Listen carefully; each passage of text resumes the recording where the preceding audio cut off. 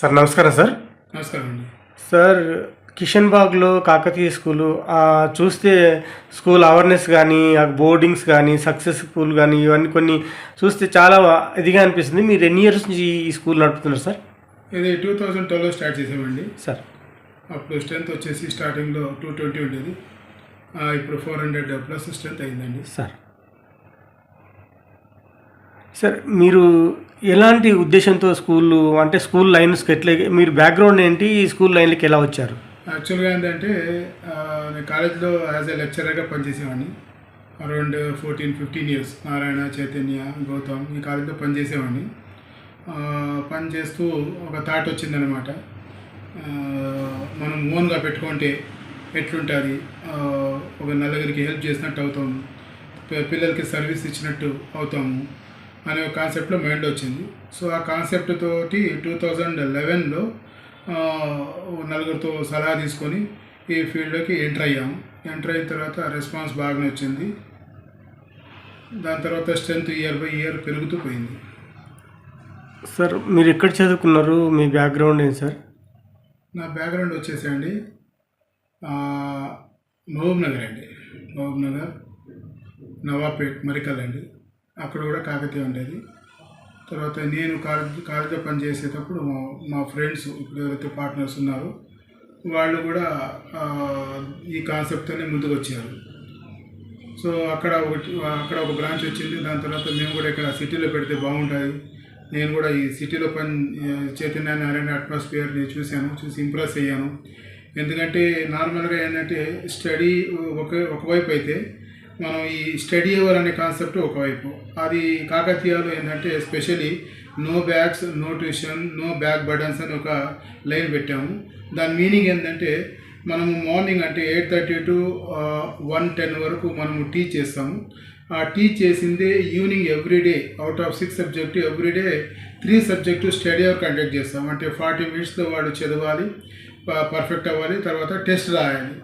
So ఈ concept యాక్చువల్గా ఇది కార్పొరేట్ స్కూల్లో ఉందన్నమాట. బట్ ఈ స్కూల్ లెవెల్లో కాకతీయ ఫస్ట్ ఇంప్లిమెంట్ చేసింది, సక్సెస్ కూడా అయ్యింది. పిల్లలు ఏంటంటే ఇంటికి వెళ్ళిన తర్వాత పేరెంట్స్ ట్యూషన్ పంపిస్తేనే ఒక సాటిస్ఫాక్షను, ట్యూషన్ పంపిస్తేనే ఇంప్రూవ్మెంటు అని అనుకునే పేరెంట్స్ ఎక్కువ మంది. ఇప్పుడు ఏంటంటే ఆ వర్క్ కూడా మనం చెప్పిస్తున్నాం కాబట్టి ఇంటికి వెళ్ళేటప్పుడు హ్యాపీగా ఒక బుక్ పంపించి నార్మల్ వెరీ మినిమం హోంవర్క్ ఇస్తున్నాం కాబట్టి స్టూడెంట్ కూడా హ్యాపీ అవుతున్నాడు, తర్వాత పేరెంట్ కూడా హ్యాపీ అవుతున్నాడు.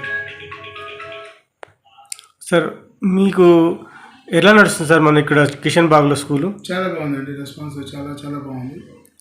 రిజల్ట్ 10th క్లాస్ ఎలా ఉంది సార్? రిజల్ట్ 33 మెంబర్స్ మొన్న రాశారు సార్. ఆల్మోస్ట్ అందరూ పాస్ అయ్యారు. తర్వాత గ్రేడ్ వచ్చేసి అబౌవ్ 9 చాలా ఉంది సార్.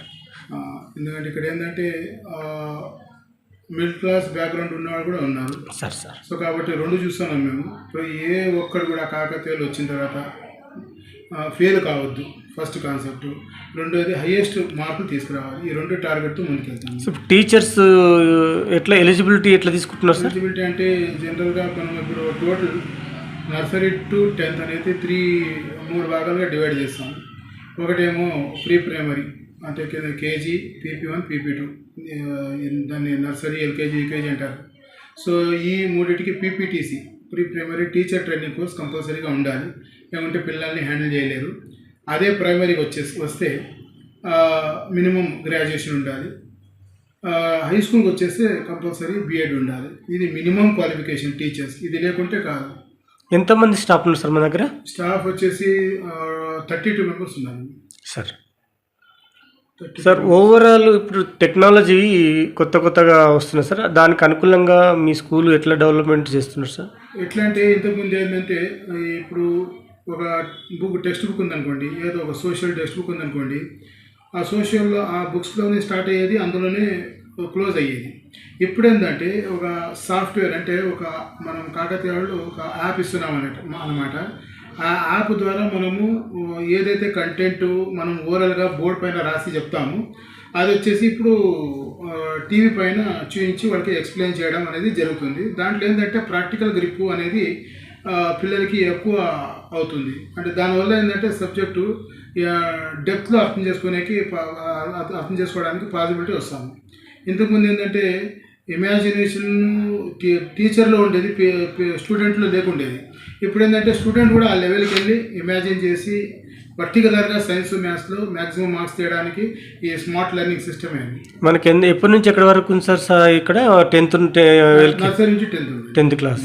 ఓకే. సెక్షన్స్ ఏమున్నాయి సార్? సెక్షన్స్ ఒకటి ఉందండి, 1 సెక్షన్ ఒకటి 2 2s ఉంటాయి, ఇవన్నీ ఒక్కొక్కటి ఉంటుంది. ఓకే. ఎందుకంటే నర్సరీ, ఎల్కేజీ, యూకేజీ. ప్రిన్సిపల్ పేరు సార్? ప్రిన్సిపల్ పేరు ఉషా కిరణ్ మెహతా. ఓకే. వాళ్ళ బ్యాక్గ్రౌండ్ ఏంటి సార్? వాళ్ళ బ్యాక్గ్రౌండ్ వచ్చేసి బీఎస్సీ బీఎడ్. Okay sir. తెలంగాణలో గవర్నమెంట్ ఎడ్యుకేషన్ మినిస్ట్రీ కానీ హయ్యర్ మీకు ఎట్లా సపోర్ట్? అంటే పర్మిషన్ వరకు ఏంటంటే అంత totally everything based on result అనుకోండి. యాక్చువల్గా ఏంటంటే మనము ఎట్లా ప్రూవ్ చేస్తే పర్మిషన్ కూడా ఎట్లా అంటే ఫస్ట్ 1 year ఇస్తారు, టోటల్ 10 yearsకి ఇవ్వరు, 1 yearకి ఇస్తారు. దాన్ని పీటీఓ అంటారు. 1 year సక్సెస్ అవుతే, సక్సెస్గా రన్ చేస్తే దాని తర్వాత 10 years ఇస్తారు, దాన్ని ఈటీఆర్ అంటారు, పర్మనెంట్ పర్మిషన్, పర్మనెంట్. టోటల్ తెలంగాణలో ఎన్ని సైన్స్ ఎక్స్చేంజ్ సెంటర్లు ఉన్నాయి సార్ మన కాకతీయ బ్రాంచెస్ సార్? టోటల్ 68 ఉన్నాయి.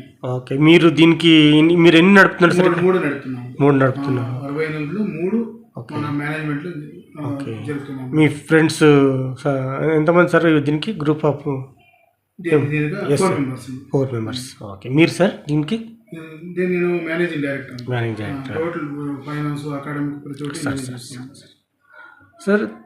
బుక్స్ కానీ లేదంటే కాస్ట్యూమ్స్ కానీ అంటే ప్రైస్ ఎక్కువ అని అనుకుంటున్నారు, కానీ ఎట్లా మీరు చూస్తారు?